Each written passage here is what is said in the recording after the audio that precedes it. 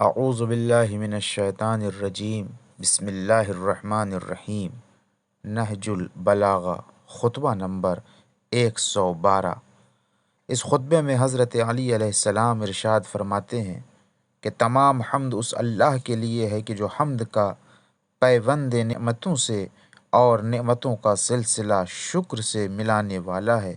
ہم اس کی نعمتوں پر اسی طرح حمد کرتے ہیں جس طرح اس کی آزمائشوں پر ثنا اور شکر بجا لاتے ہیں، اور ان نفسوں کے خلاف اس سے مدد مانگتے ہیں کہ جو احکام کے بجا لانے میں سست قدم اور ممنوع چیزوں کی طرف بڑھنے میں تیز کام ہے، اور ان گناہوں سے مغفرت چاہتے ہیں کہ جن پر اس کا علم محیط ہے اور نامہ اعمال حاوی ہے۔ نہ علم کوئی کمی کرنے والا ہے اور نہ نامہ اعمال کسی چیز کو چھوڑنے والا ہے۔ ہم اس شخص کے مانند اس پر ایمان رکھتے ہیں کہ جس نے غیب کی چیزوں کو اپنی آنکھوں سے دیکھ لیا ہو اور وعدہ کی ہوئی چیزوں سے آگاہ ہو چکا ہو۔ ایسا ایمان کہ جس کے خلوص نے شرک کو اور یقین نے شک کو دور پھینک دیا ہو، اور ہم گواہی دیتے ہیں کہ اللہ کے علاوہ کوئی معبود نہیں جو وحدہ لا شریک ہے، اور محمد اس کے عبد اور رسول ہیں۔ یہ دونوں شہادتیں اچھی باتوں کو اونچا اور نیک اعمال کو بلند کرتی ہیں۔ جس ترازو میں انہیں رکھ دیا جائے گا اس کا پلہ ہلکا نہیں ہوگا، اور جس میزان سے انہیں الگ کر لیا جائے گا اس کا پلہ بھاری نہیں ہو سکتا۔ اے اللہ کے بندوں، میں تمہیں اللہ سے ڈرنے کی نصیحت کرتا ہوں، اس لیے کہ یہی تقوی زاد راہ ہے اور اسی کو لے کر پلٹنا ہے۔ یہ ذات منزل تک پہنچانے والا اور یہ پلٹنا کامیاب پلٹنا ہے۔ اس کی طرف سب سے بہتر سنا دینے والے نے دعوت دی اور بہترین سننے والے نے اسے سن کر محفوظ کر لیا۔ چنانچہ دعوت دینے والے نے سنا دیا اور سننے والا بہر اندوز ہو گیا۔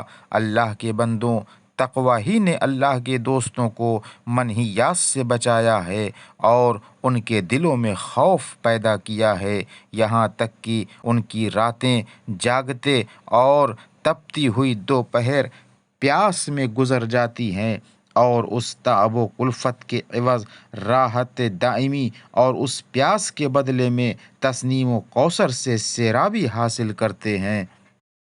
انہوں نے موت کو قریب سمجھ کر اعمال میں جلدی کی اور امیدوں کو جھٹلا کر اجل کو نگاہ میں رکھا۔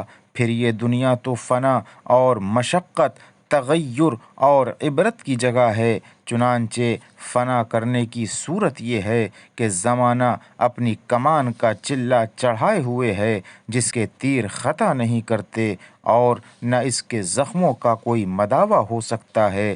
زندہ پر موت کے، تندرست پر بیماری کے اور محفوظ پر ہلاکت کے تیر چلاتا رہتا ہے۔ وہ ایسا گھاؤ ہے کہ سیر نہیں ہوتا، اور ایسا پینے والا ہے کہ اس کی پیاس بجھتی نہیں۔ اور رنج و تاب کی صورت یہ ہے کہ انسان مال جمع کرتا ہے لیکن اس میں سے کھانا اسے نصیب نہیں ہوتا، گھر بناتا ہے مگر اس میں رہنے نہیں پاتا، اور پھر اللہ کی طرف اس طرح چل دیتا ہے کہ نہ مال ساتھ اٹھا کر لے جا سکتا ہے اور نہ گھر کو منتقل کر سکتا ہے۔ اور اس کے تغیر کی یہ حالت ہے کہ تم ایک ایسے شخص کو دیکھتے ہو جس کی حالت قابل رحم ہوتی ہے، اور دیکھتے ہی دیکھتے اس قابل ہو جاتا ہے کہ اس پر رشک کیا جاتا ہے، اور قابل رشک آدمی کو دیکھتے ہو کہ چند ہی دنوں میں اس کی حالت پر ترس آنے لگتا ہے۔ اس کی یہی وجہ تو ہے کہ اس سے نعمت جاتی رہی اور اس پر فخر و افلاس ٹوٹ پڑا۔ اور اس سے عبرت حاصل کرنے کی صورت یہ ہے کہ انسان اپنی امیدوں کی انتہا تک پہنچنے والا ہوتا ہے کہ موت پہنچ کر امیدوں کے سارے بندھن توڑ دیتی ہے۔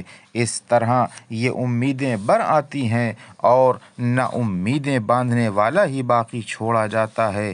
اللہ اکبر! اس دنیا کی مسرت کی فریب کاریاں اور اس کی سیرابی کی تشنہ کامیاں کتنی زیادہ ہیں، اور اس کے سائے میں دھوپ کی شرکت کتنی زیادہ ہے۔ نہ آنے والی موت کو پلٹایا جا سکتا ہے اور نہ جانے والا پلٹ کر آ سکتا ہے۔ سبحان اللہ! زندہ مردوں سے انہی میں مل جانے کی وجہ سے کتنا قریب ہے، اور مردہ زندوں سے تمام تعلقات کے ٹوٹ جانے کی وجہ سے کس قدر دور ہے۔ بے شک کوئی بدی سے بدتر شے نہیں سوائے اس کے عذاب کے، اور کوئی اچھائی سے اچھی چیز نہیں سوائے اس کے ثواب کے۔ دنیا کی ہر چیز کا سننا اس کے دیکھنے سے عظیم تر ہے۔ خدا کی قسم، تمہارا طرز عمل ایسا ہے کہ دیکھنے والے کو شبہ ہونے لگے، اور ایسا معلوم ہو کہ رزق کا حاصل کرنا تو تم پر فرض ہے، اور جو واقعی تمہارا فریضہ ہے یعنی واجبات کا بجا لانا، وہ تم سے ساقط ہے۔ عمل کی طرف بڑھو اور موت کے اچانک آ جانے سے ڈرو، اس لیے کہ عمر کے پلٹ کر آنے کی آس نہیں لگائی جا سکتی، جبکہ رزق کے پلٹنے کی امید ہو سکتی ہے۔ جو رزق ہاتھ نہیں لگا، کل اس کی زیادتی کی توقع ہو سکتی ہے، اور امید نہیں کہ عمر کا گزرا ہوا کل آج پلٹ آئے گا۔ امید تو آنے والے کی ہو سکتی ہے، اور جو گزر جائے اس سے تو مایوسی ہے۔ اللہ سے ڈرو جتنا اس سے ڈرنے کا حق ہے، اور جب موت آئے تو تم کو بہر صورت مسلمان ہونا چاہیے۔